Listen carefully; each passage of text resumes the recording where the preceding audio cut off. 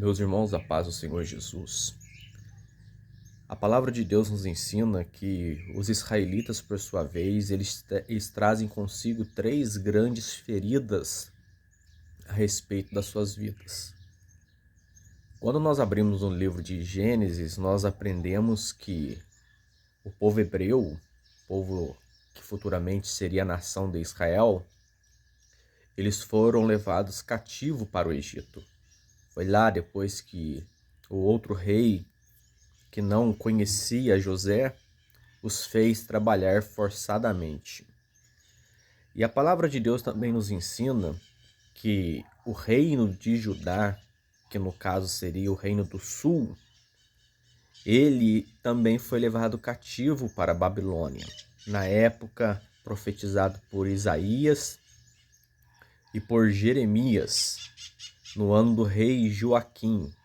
E Nabucodonosor, então, ele leva grande parte daqueles que tinham conhecimento, as pessoas que eram melhor para lidar com o campo, eles são levados cativos para a Babilônia. E há também o segundo cativeiro. Esse cativeiro já é para o reino do norte e ele é atribuído às 10 tribos, aonde os assírios levam preso consigo no ano de 842 a.C. E eles são levados praticamente em 4 remessas de pessoas. Na primeira foram os nobres, os artesãos, sábios, trabalhadores e soldados. Aí entramos no capítulo 5 do livro de 2 Reis, nós vemos a história de Naamã, capitão do exército do rei da Síria. A Bíblia diz que esse homem, ele era de muito respeito, porque por ele o Senhor dava livramento aos sírios. E era este homem herói valoroso, porém leproso. Ele era um homem muito querido pela sua nação. Só que ele trazia consigo uma enfermidade que fazia com que o mesmo deveria viver isoladamente da sociedade. Pelo que diz as Sagradas Escrituras, nesta época em que o reino do norte ele é levado cativo juntamente com as 10 tribos que na época ficaram com Jeroboão, a Bíblia diz então que é levada essa menina cativa. E essa menina, ela começa agora a trabalhar dentro da casa de Naamã. E ela começa a observar e ver que o seu senhor, ele possuía uma enfermidade. Essa enfermidade, na época, ela era incurável. E ele deveria viver-se isolado para que as pessoas que estivessem ao seu redor não pudessem ser atingidas por essa doença.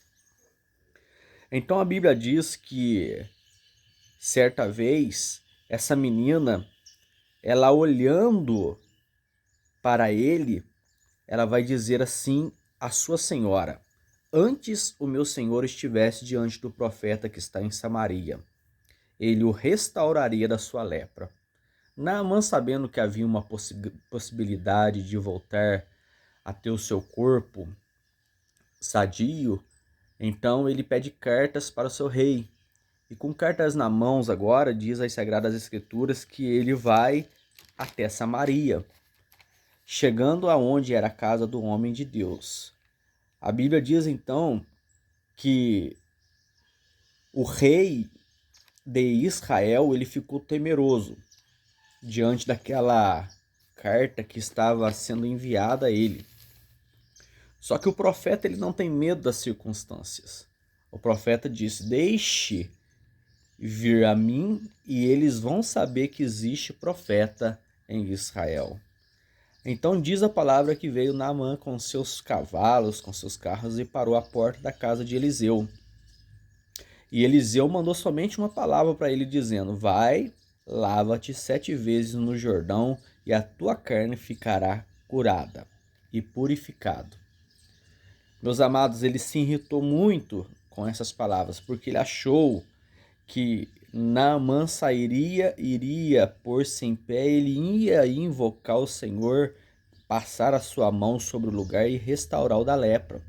Mas não, a ordem foi que ele deveria descer ao Rio Jordão para mergulhá-lo e ser curado dessa lepra. Então a Bíblia diz que ele ficou muito furioso, mas os seus soldados o convenceram a fazer.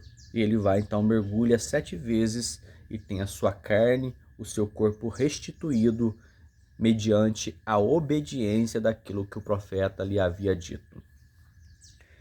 Então a Bíblia diz que Naamã ele vai dizer assim: se não queres, deste a este teu servo uma carga de terra que baste para carregar 2 mulas, porque nunca mais oferecerá este teu servo holocausto, nem sacrifício a outros deuses, senão ao Senhor.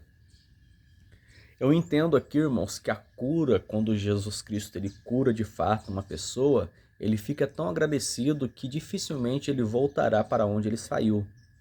Naamã é o retrato disso.